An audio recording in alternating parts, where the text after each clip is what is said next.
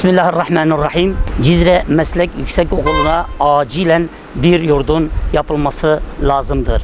Yaklaşık 17 yıldır eğitim veren ve Şırnak Üniversitesi'ne bağlı olan bir yüksek öğretim kurumudur. Bu yüksek öğretim kurumunda öğrenci yurdunun bulunmaması önemli bir konudur.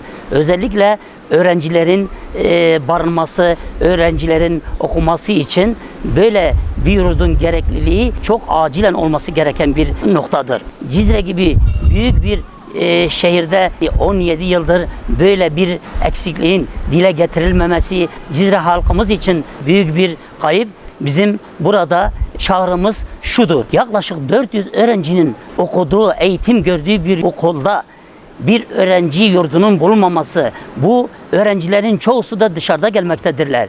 Dışarıda gelen öğrenciler zor şartlar altında birkaç kişi bir araya gelip bir evi kiralamak zorunda kalıyorlar. Bizim burada Gençlik ve Spor Bakanlığı, YÖK, Şırnak Valiliği bu konuya el atması, Cizre Meslek Yüksekokulu'na acilen bir öğrenci yurdunun yapılması ve aynı zamanda gençlerimize okumaları için sahiplenmesi ve özellikle bu barınma konusunun halledilmesi, çözüme kavuşturulmasıdır.